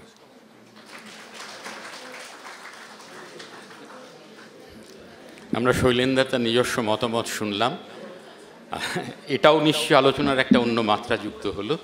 যাই হোক, এবারে আমরা শুনবো সুমিতা চক্রবর্তীর কাছে। কিছু না বলার নেই, মানে কথামালাকে ধন্যবাদ, এই প্রসঙ্গটা এখানে ছেড়ে দিচ্ছি। এতক্ষণ আপনারা অনেক কিছুই শুনেছেন, তার মূল যে কথাটা সেটা আমি বললাম, উনি বলেছেন খুব সুন্দর করে, যে বিদেশে অর্থাৎ ভারতীয় উপমহাদেশের বাইরে বলা যেতে পারে, এবং সেটা পাশ্চাত্য দেশে ইংরেজি ফরাসি ইত্যাদি বা চীনা জাপানি, তাদের সেই দেশের নাগরিকদের মানুষের কাজের প্রতি যে প্রফেশনালিজম, যে বিশ্বস্ততা, সেটা বজায় রাখবার যে ইচ্ছে, সেটা কিন্তু ভারতের নেই, বাঙালিদের নেই। কাজে উনি যেটা বলেছেন যে এরকম হবে না, কাজে বিদেশের সঙ্গে তুলনা করে কোনো লাভ নেই। আমি সরাসরি বাংলায় এতেই আসছি। সম্পাদক বলতে যেটা প্রকাশনা সম্পাদকের ভূমিকা, পত্রিকা সম্পাদকদের বাদ দিচ্ছি। সম্পাদক নামটা 3টে ক্ষেত্রে 3 রকম হওয়া উচিত। তো পত্রিকা সম্পাদকরা লেখা চান, লেখা ছাপেন, অনেক সময় লেখা পড়েও দেখেন না ছাপবার আগে। বিশেষ বিশেষ নামের লোকের কাছে আমার লেখাই কত লেখা, আমি বললাম লেখাটা পড়লেন, বলে না ছাপা হয়ে গেছে, এইরকম আর কি। তো এই ছেড়ে দিলাম ওটা। ওই সম্পাদকরা কোনো সম্পাদক নন, মানে তাদের কথা বলা হচ্ছে না। আরেক রকম সম্পাদক আছেন, তারা অনেক প্রবন্ধ টবন্ধ একসঙ্গে করে কোনো একজন প্রকাশককে ধরে সেই প্রবন্ধ সংকলন একটা সম্পাদক বলে নাম দিয়ে দেন। সেগুলো সেই সম্পাদকদেরও ছেড়ে দিচ্ছি, তারাও কোনো সম্পাদক নন। তারা ওই এখন নানা রকম আছে না, পরীক্ষা চাকরি টাকরি এতে নম্বর হয় ইত্যাদি ইত্যাদি, এইসব করে এরকম হয়। তো এগুলোতে লেখকদের সংক্ষিপ্ত পরিচিতিও থাকে না। আর বানান আমি যখন জিজ্ঞেস করেছি, তারা বললো যে লেখক যেরকম বানান লিখেছেন সেরকমই আমরা রেখে দিয়েছি। তো এই কথা সব বলে লাভ নেই। এই মানে মানে কি বলবো যারা যোগ্য নয়। একবার শিশির কুমার দাস একটা বক্তৃতায় বলেছিলেন যে এই ভারতে সর্বত্র অযোগ্যরাই কাজ করেন। তো আমার আর কিছু বলবার নেই, সেখানে সর্বত্রই না হলেও হ্যাঁ 98% কেসে তারা অযোগ্যরাই কাজ করেন। তো আমরা বাঙালিদের এটাই হতে দিচ্ছি দিনের পর দিন, আর ছেড়ে দিচ্ছি। আমি বলছি যে সম্পাদনা কীরকম হওয়া উচিত, এই প্রসঙ্গে আমি আত্মপ্রচার কিন্তু করছি না। আমি নিজেও কিছু কিছু সম্পাদনা করতে হয়েছে আমাকে কারো, হ্যাঁ পত্রিকা সম্পাদনায় কখনো যাইনি, প্রবন্ধ সংকলন সম্পাদনা করার চেষ্টাও করিনি, কিন্তু 2-3টে কিছু সম্পাদনা করেছি যেটা আমাকে প্রকাশক করতে দিয়েছেন। একজন হচ্ছেন কাজী নজরুল ইউনিভার্সিটি। কাজী নজরুল ইউনিভার্সিটি থেকে আমাকে একটা সম্পাদনা করতে দেওয়া হয়েছিল, কাজী নজরুল ইসলামের 100টি কবিতার একটি সংকলন। 80টি কবিতা, 20টি গান, এরকম একটা বোর্ড হয়েছিল, প্রথমে ঠিক হয়েছিল। এবং আমাকে যখন তারা সম্পাদনা করতে দিলেন, তারপরে আর আমার ওপর কোনো হাত দেননি। সেই বইটি আমি যেভাবে সম্পাদনা করেছি তার নমুনা আমি যা করেছি, আমারও নিশ্চয়ই ভালো হয়নি সব কাজ, তবু নমুনা আমি এখানে একটু এনেছি আপনারা দেখবেন বলে। একটা এখানে দেখাচ্ছি, আর একটা সাহিত্য লোক নেপালবাবু রবীন্দ্রনাথের যে বাংলা কাব্য পরিচয় বলে একটি বই বেরিয়েছিল 1938-এ, সেই বইটির তার বেরোবার পরে অনেক গণ্ডগোল হয়েছিল, সেই বইটির একটি পুরোপুরি একটা সম্পাদনা করে দেবার কথা আমাকে বলেছিলেন, সেটাও আমি করেছিলাম। আমার সাধ্যমতো এই 2টি বই আমি করেছি। নিশ্চয়ই এরপরেও অনেক ভুল আছে, এবং আমি কারো কাছে শিখব না। কার কাছে শিখবো? তাহলে বিদেশ যেতে হয়। আর যাদের কাছে শিখতাম তাদের আমি একটু নাম বলছি, এই বাংলাতেও ছিলেন সেরকম মানুষ, এবং তারা ছিলেন ব্রিটিশ আমলে। যেমন একজন বসন্ত রঞ্জন রায়, শ্রীকৃষ্ণ কীর্তন, সেই সময় বঙ্গীয় সাহিত্য পরিষদ, সেই সময় সেই সংস্থা যারা তৈরি করেছিলেন তাদেরই কেউ এসে সম্পাদনা করতেন। সেই গোষ্ঠীর মধ্যে তারা তৈরি করেছিলেন। পড়ে দেখবেন সেই সম্পাদনা। শ্রীকৃষ্ণ কীর্তন 1916-তে প্রকাশিত, বসন্ত রঞ্জন রায়ের শ্রীকৃষ্ণ কীর্তন। হরপ্রসাদ শাস্ত্রী সম্পাদিত 1000 বছরের পুরানো বাংলা ভাষায় বৌদ্ধ গান ও দোহা 1916-এ আমাদেরও ছিল, আমরা সেটা রাখিনি।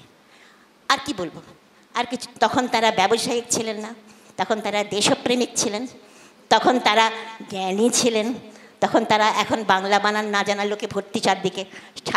ছাত্রের মাস্টারমশাইরা জানেন না, ভাইস চ্যান্সেলাররাও জানেন না, আমি সেরকমও দেখেছি।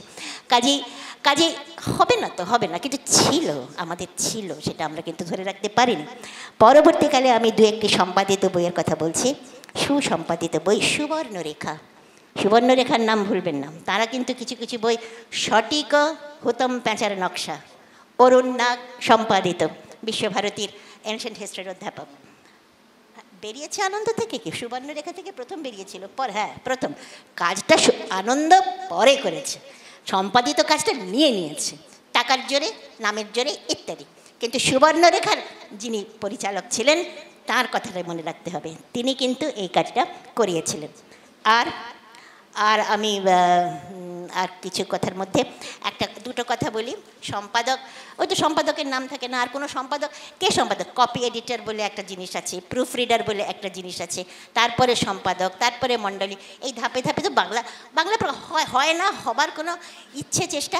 কেউ কেউ কোথাও কোথাও খুব বড় বড় প্রকাশক, যাদের বেশ টাকা পয়সা খরচ করবার উপায় আছে, অনেক জায়গায় তো নেই সেরকম উপায়, অতএব চলছে, তারা এরকম করেন। আমার কথা প্রায় শেষ হয়ে গেছে। তারা এরকম করেন, সেজন্য মাঝে মধ্যে একটা দুটো ভালো সম্পাদিত বই বেরোয়। ভালোর মধ্যে ওই তো বললাম, দু একটা নাম করলাম, আরও দু একটা নাম করছি, এবং ওই তো বললাম আমি আমার সাধ্যমতো এই দুটি বইকে করেছি, আরও দু একটা করেছি, কিন্তু নিশ্চয়ই সেরকমভাবে হয় না। সাহায্য করবার কেউ নেই এখানে, এদেশে কেউ কাউকে সাহায্য করে, যা করবার একাই করতে হবে। আর লাইব্রেরি যাওয়া এখন আর আমার পক্ষে যাওয়া সম্ভব হবে না। একটা সময় ছিল যখন ন্যাশনাল লাইব্রেরিতে 7 ঘন্টা 8 ঘন্টা বসে থাকতাম, এখন আর করতে পারি না। আর এর মধ্যে রবীন্দ্রনাথ করিও কোমল লিখে, করিও কোমলের কবিতাগুলো লিখে, তখন বই হয়নি, আশুতোষ চৌধুরীকে পড়তে দিয়েছিলেন। আশুতোষ চৌধুরী বইগুলো পড়ে বললেন, হ্যাঁ এটা কবিতা, মানে উনি নিজের থেকে তার বন্ধুকে, আচ্ছা এই বইগুলো, এই কবিতাগুলো একটা বই হবে, আপনি দেখুন তো। উনি বললেন, হোক, মরিতে চাহি না আমি সুন্দর ভুবনে, এই কবিতাটা থাকুক প্রথম কবিতা, কারণ এই কবিতার মধ্যে এই সমস্ত বইটার যে বক্তব্য সেটা ধরা আছে। ইনি আশুতোষ চৌধুরী কোনো সম্পাদক তো নন, কিন্তু সম্পাদক হবে এই রকম, যেটা ভাববে এবং সে ভালোবাসা থেকে ভাববে। পারিশ্রমিক, মানুষকে তো খেতে হবে, তো পারিশ্রমিক দিতেই হবে, কাজ করালে পারিশ্রমিক দিতেই হবে। আর বাংলা প্রকাশনার জগতে, বাংলা সংস্কৃতির জগতে পারিশ্রমিক দিতে মানুষের বড় অনীহা। শুধু পারিশ্রমিক নয়, কোনো রকমভাবেই যারা যোগদান করবেন, যারা আসবেন, বলবেন, লিখবেন, কাউকে টাকা পয়সা যত না দিতে পারলে ভালো হয়। এইটা হচ্ছে ঘটনা, এইটা ঘটনা, তার মধ্যেও আমরা করে যাই। এই হচ্ছে পরিস্থিতি। এই জন্য এটা বললাম। আর একটা কথা বলবো, আরেকটা কথা হচ্ছে, তোমার এই যথোচিত, হ্যাঁ, পুলিন বিহারী সেনের কথা বললাম। পুলিন বিহারী সেনই প্রথম, আমি এটা এনেছিলাম, পুলিন বিহারী সেনের কিছু নমুনা, দরকার নেই, নমুনা আছে অনেক জায়গায়, দেখতে পাবেন। কোথায় আছে তাও বলে দিচ্ছি। প্রমথনাথ বিশির যে রবীন্দ্রনাথের ছোট গল্পের বইটা, তার পেছনে পুলিন বিহারী সেনের একটা রবীন্দ্র গ্রন্থপঞ্জি বলে এটা আছে, এটা সেখান থেকে জেরক্স করা। এখানে রবীন্দ্রনাথের ছোট গল্পের বই পর পর পর পর কীভাবে সম্পাদিত হয়েছিল তিনি তার সমস্ত খতিয়ান দিয়েছেন। আর পুলিন বিহারী, আর দুজনকার কথা বলবো। পুলিন বিহারী সেনের কথা এইটুকু, তাকে আমি খুবই শ্রদ্ধা করি, অত্যন্ত শ্রদ্ধেয় মানুষ ইত্যাদি, কিন্তু এই বিশ্বভারতীতে থাকার কারণে, অতিরিক্ত রবীন্দ্র ভক্তির কারণে, দেখুন ভক্তি কথাটা বলছি, কোনো কাজ ঠিক মতন করা যায় না যদি আপনার মনের মধ্যে ভক্তি থাকে। ভক্তিকে বাদ দিয়ে কাজ করতে হবে, সব সময় গবেষণা হবে, সব সময় ভক্তিহীন নিরপেক্ষ। এই নিরপেক্ষতা, তারপরে সম্পাদক কতটা যোগ্য এটা কেউ বলার, কোন সম্পাদক কতটা যোগ্য এ তো কেউ কিছু ঠিক করতে পারবে না, যা হবে হবে, কোন লেখক কতটা যোগ্য অন্য কথা। কিন্তু পুলিন বিহারী সেন যেটা করেছিলেন, রবীন্দ্রনাথের চিঠিপত্র এডিট করতে গিয়ে অনেক চিঠির অনেক জায়গা, যেটা রবীন্দ্রনাথের নামে, মানে রবীন্দ্রনাথ লিখেছেন কিন্তু বেরোলে পাঠক কী ভাববে, রবীন্দ্রনাথকে তেমন ভালো ভাববে না, বাদ দিয়ে দিলেন। অনেক বাদ যে দিয়েছেন, কোথায় কি বাদ দিলেন বলেন উনি।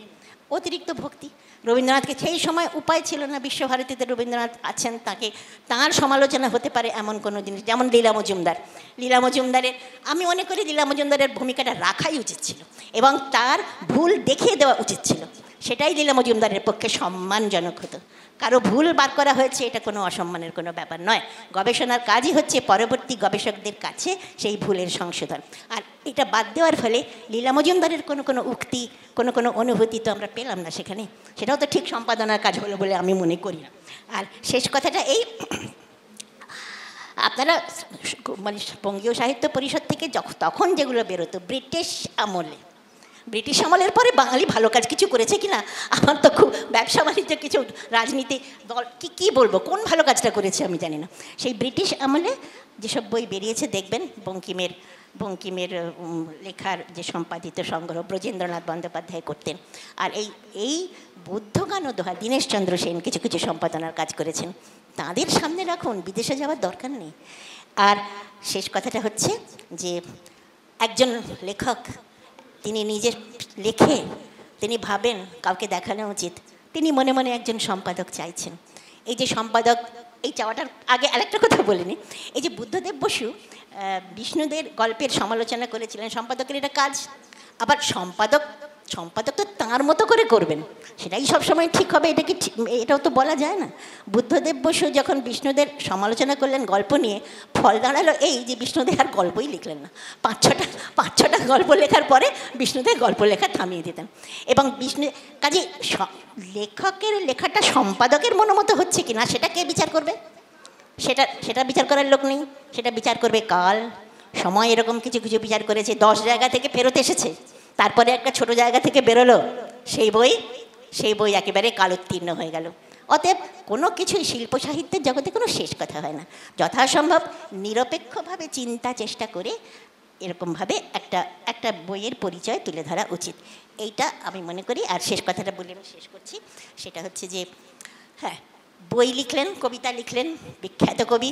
তিনি লিখে তার মনে হলো এটা একজন বন্ধুকে দেখাই, তিনি একটু দেখে বলে দিন কীরকম কী হলো না হলো। সেই কবির নাম সবাই জানি আমরা, 1922 সেই সাল, দ্য ওয়েস্টল্যান্ড।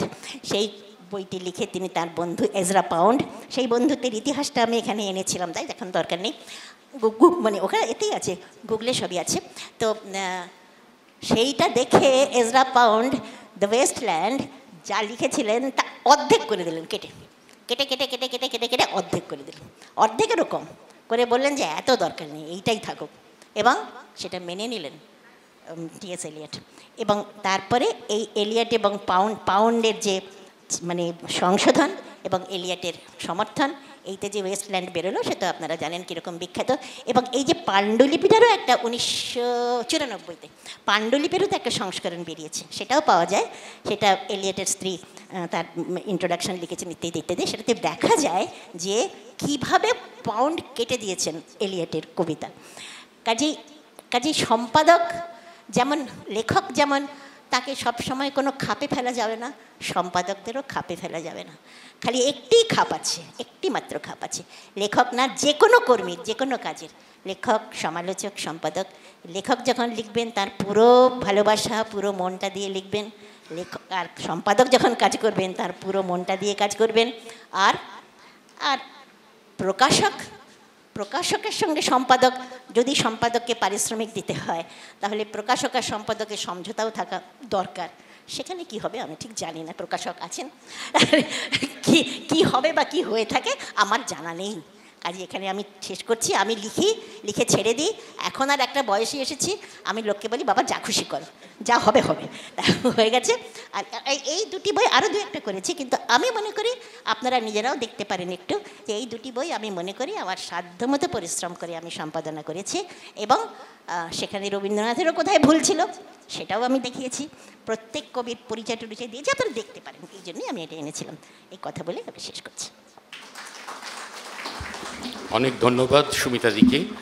আজকে আমাদের সামগ্রিক আলোচনা থেকে যে বিষয়টা উঠে এলো তাতে আমরা কেউ অস্বীকার করতে পারছি না যে সম্পাদনার প্রয়োজন রয়েছে, কিন্তু বাস্তবে সেটা কতখানি প্রয়োগ করা সম্ভব প্রফেশনালি সেখানেও প্রশ্ন রয়ে গেল। যদি সেটা সম্ভব না হয়, যেমন শৈলেন্দা বললেন বা কিছুটা সুমিতাদিও, সেক্ষেত্রে তাহলে উপায়টা কী?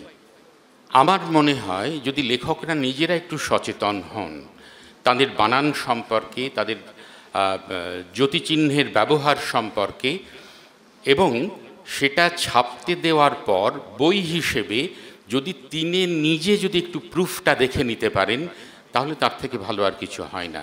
তাহলেও সেখানেও যে কথা বললাম যে অনেক লেখক ভালো লেখেন কিন্তু এই বিষয়গুলো সম্পর্কে সচেতন নন, ফলে তিনি প্রুফ দেখতে, নিজের লেখার প্রুফ দেখতে গেলেও হয়তো তিনি ঠিকঠাক প্রুফ দেখতে পারবেন না।